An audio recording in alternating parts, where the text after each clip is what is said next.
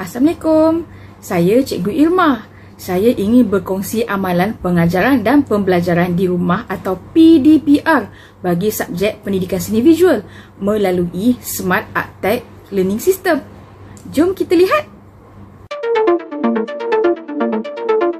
Fasa pertama di dalam Smart Arttech Learning System adalah panduan pembelajaran atau learning instruction. Di dalam fasa ini, murid akan menggunakan platform pembelajaran D5. Platform D5 merupakan satu inisiatif yang dibangunkan oleh Kementerian Pendidikan Malaysia yang menawarkan pelbagai aplikasi dan perkhidmatan secara digital. Untuk pengetahuan semua, D5 merupakan singkatan kepada Digital Learning Education Malaysia. Ia merupakan penjenamaan semula bagi platform MOE Digital Learning yang dibangunkan oleh Kementerian Pendidikan Malaysia.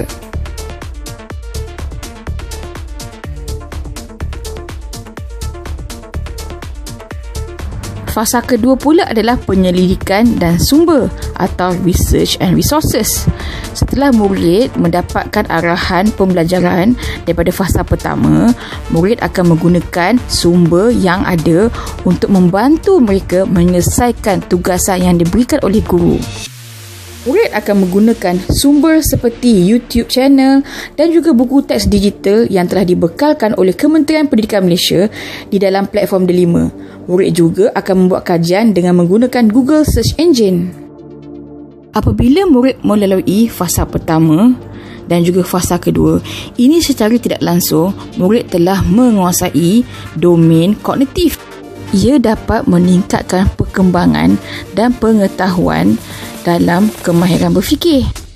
Apabila murid telah melalui satu proses pengajaran dan pembelajaran yang kukuh pada fasa pertama dan fasa kedua, ini memudahkan dan membantu murid untuk menghasilkan karya seni. Murid akan melalui satu proses pembelajaran secara kendiri dengan bantuan sumber yang telah dibekalkan oleh guru di platform D5.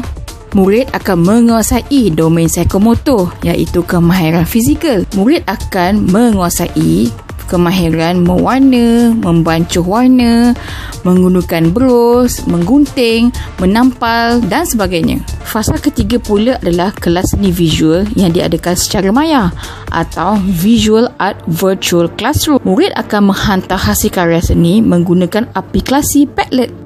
Di dalam kelas ini, murid akan berkomunikasi secara maya dan melihat hasil karya seni rakan-rakan mereka.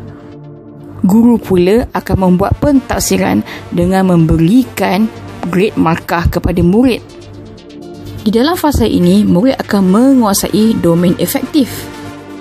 Murid berkomunikasi secara berhemah dan juga menghormati hasil karya yang dihasilkan oleh rakan-rakan lain.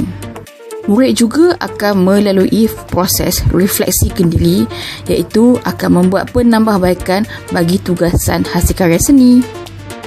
Sistem ini membentuk murid asas yang kukuh bagi domain kognitif, psikomotor dan juga efektif.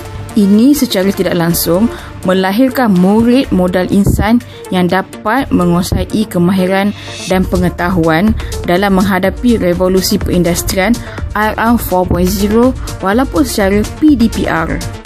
Kelebihan platform D5 yang telah disediakan oleh Kementerian Pendidikan Malaysia mengandungi 3 kuasa digital iaitu Microsoft, Google dan juga Apple. Salah satu komponen dalam platform D5 ini adalah Google Classroom. Murid dan guru boleh download aplikasi Google Classroom secara percuma menggunakan telefon pintar ataupun laptop.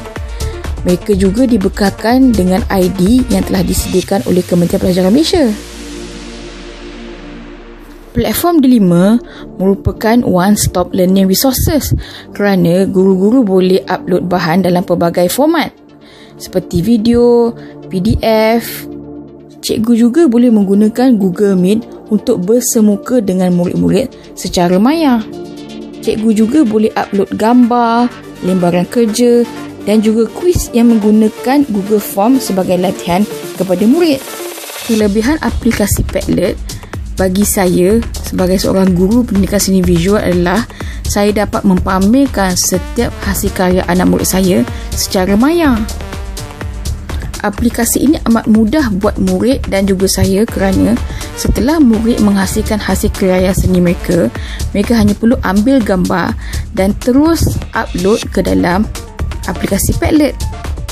Murid dapat berkomunikasi secara maya dengan memberi respon dan komen secara berhemah ke atas hasil karya seni rakan-rakan yang lain. Guru juga dapat melakukan pentaksiran secara terus menggunakan telefon pintar. Melalui aplikasi Padlet, guru dapat mencetak hasil karya murid menggunakan format PDF. Ini sebagai satu evidence dalam pentaksiran. Mudah kan? Aplikasi Padlet juga boleh bertindak sebagai virtual art gallery di mana murid-murid dapat melihat semua hasil karya seni yang telah dihasilkan oleh rakan-rakan mereka dalam bentuk yang sangat menarik.